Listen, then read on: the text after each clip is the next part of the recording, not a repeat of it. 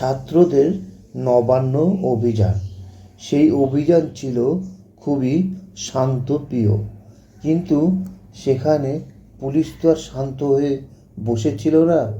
Police সেখানে বন্দুকের গুলি বাদ দিয়ে সব কিছু তারা নিয়ে রেডি ছিল এই শান্তিপূর্ণ মিছিলটাকে ভেস্তে দেওয়ার জন্য। আমাদের রাজ্যের মুখ্যমন্ত্রী হলো মমতা বন্দ্যোপাধ্যায়। তার হাতেই এই পুলিশ প্রশাসনের ব্যবস্থা। ছাত্ররা ডাক দিয়েছিল দফা ১ দাবি ১ মমতার পদত্যাগ, এই বলে যে মঙ্গলবারে অভিযান করেছিল, সেই অভিযানকে আটকানোর জন্য মমতার পুলিশ ব্যাপকভাবে চেষ্টা করেছে। সেই চেষ্টাতেও তারা অনেকটাই সফল হয়েছে। তারা যেভাবে ব্যারিকেডগুলিকে রাস্তায় রাস্তায় পুঁতে বা ঝালাই করে বা গ্রিস অয়েল দিয়ে বিভিন্ন রকমভাবে তারা এটাকে আটকানোর জন্য ব্যবস্থা করেছিল। আর প্রচুর পুলিশ সেখানে মোতায়েন ছিল। সঙ্গে তারা আন্দোলনকারীকে জল কামান থেকে শুরু করে, কাঁদানি গাছ থেকে শুরু করে, লাঠি থেকে শুরু করে সব রকম দৌড়ে গিয়ে তাদের উপরে চড়াও হওয়া, তাদেরকে মারা, তাদেরকে ছত্রভঙ্গ করা, সব কিছুই তো এই আন্দোলনে দেখা গিয়েছে। তিনি তার গদি রক্ষা করার জন্য সব কিছু ব্যবস্থায় আগে থেকেই করে রেখেছিলেন। তার পুলিশ প্রশাসনের হাতে তার গদিকে রক্ষা করার জন্য যা যা করতে হয় সেগুলান কালকে রেডি করে রেখেছিলেন। কিন্তু তবুও তিনি ভয় পেয়ে গিয়েছেন, যদি কখনো কোনো রূপে এই আন্দোলন নবান্নর ভিতরে চলে আসে তাহলে পরে তো পদত্যাগ ছাড়ার কোনো গতিই ছিল না। তো সেই জন্য তিনি খুব ভয়ে ভীত হয়ে পড়েছিলেন, যে গদি আঁকড়ে ধরে বসেছিলেন যে কখনো এই গদিকে ত্যাগ করা যাবে না, এই গদি ছাড়া আমার কোনো সেরকম অস্তিত্ব থাকবে না। তাই এই গদিকে উনি চেপে ধরে বসেছিলেন যাতে এই গদি রক্ষা করা যায়। পুলিশও উঠে পড়ে লেগেছিল যে এই গদিকে রক্ষা করতে হবে। এই গদিকে রক্ষা করার জন্য যা যা করতে হয় সবই অ্যাপ্লাই করা হবে।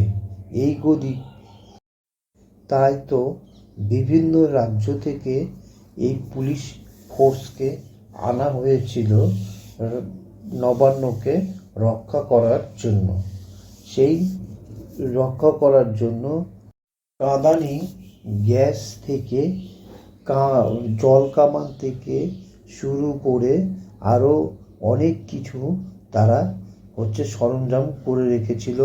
সঙ্গে ছিল র্যাব, তাদেরকে তাড়া করে মারছিল এবং নেমেছিল সাধারণ জনতা। তাদের একটাই দাবি ছিল, উই ক্যান জাস্টিস। এই দাবিতে তারা একের পর এক ছাত্ররা সেখানে ভিড় জমাতে শুরু করে। তাদেরকে ছত্রভঙ্গ করার জন্য, তাদের আন্দোলনকে বানচাল করার জন্য পুলিশ যা যাবতীয় কাজ সেগুলান করতে থাকে। প্রায় অনেকক্ষণ ধরে এই ধস্তাধস্তি, মারামারি এবং তাড়াতাড়ি লেগেই ছিল। টিভিতে যা দেখা গেল এটি মনে হচ্ছিল একটি গৃহযুদ্ধের মতন পরিণত হয়েছে। মনে হচ্ছে পাকিস্তান এবং ভারতের যুদ্ধ লেগে গিয়েছে। সেই যুদ্ধে অনেকক্ষণ ধরে চলার ফলে কে একজন সময় সাধারণ জনতার সঙ্গে পুলিশের ধাক্কাধাক্কি, কথা কাটাকাটি, আঙ্গুল দিয়ে কথাবার্তা বলা এবং মেজাজ দিয়ে কথাবার্তা বলা, এইসব সব কিছুই এই আন্দোলনে দেখা গিয়েছে। একটি পুলিশের মোটরসাইকেলে আগুনও লাগতে দেখা গিয়েছে। আর জল কামান তো হচ্ছে একদম পুরা কদমে আন্দোলনকারীদেরকে যে আন্দোলন করছিল তাদের ভেস্তে দেওয়ার জন্য জল কামান করছিল। সাথে সাথে তাদের জল কামানের জলও শেষ হয়ে যায়। ছাত্ররা যারা চান করে আসেনি এই আন্দোলনে, তারাও এই আন্দোলনে চান করে নিয়ে দিয়েছে পুলিশ। আন্দোলনকারীদের উপর যখন পুলিশ লাঠিচার্জ করছিল, তো এরা লাঠিচার্জ খেয়ে দূরে দূরে পালিয়ে যাচ্ছিল এবং তখন এদের মধ্যে খণ্ডযুদ্ধ লেগে যায়। এরা হচ্ছে তখন পুলিশের দিকে ইট পাথর সব কিছু ছুটতে থাকে। এতে দু একজন পুলিশ ঘায়েলও হয়। ওইদিকে যাদের উপরে লাঠিচার্জ করা হয়েছে তারা অনেকেই ঘায়েল হয়ে যায় এবং অনেক অনেক মেয়েকে অসুস্থ হয়ে পড়ে যেতে দেখা যায়। এই আন্দোলন পরিষ্কারভাবে ঝাঁকিয়ে দিয়েছে মমতার গদিকে, ঝাঁকিয়ে দিয়েছে মমতার রাজনীতিকে। কারণ ছাত্ররাই পারে সব কিছু করতে, কারণ তারা ইয়ং জেনারেশন, তাদের হাতে সমস্ত জোর এবং ক্ষমতা আছে, একটা সরকারকে হিলিয়ে দিতে পারে। দিদির গদিকে বাঁচানোর জন্য পুলিশকে দিদি ধন্যবাদ দিয়েছে। এই যে দেখুন ৮০ বছরের উপরে এক বৃদ্ধা, সে ভারতের পতাকা নিয়ে আন্দোলনে সামিল হয়েছে। তাকে জল কামান করা হচ্ছে, তবুও তিনি জল কামানের সামনে দাঁড়িয়ে ভারতের পতাকা নাড়িয়ে যাচ্ছেন এবং বলছেন যে উই ক্যান জাস্টিস।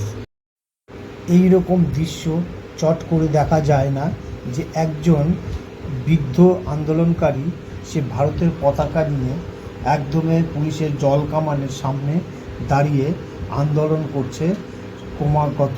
দেখা যাচ্ছে এই আন্দোলনকারী নাকি বলে বহিরাগত, কিংবা কেউ বলছে বিজেপি।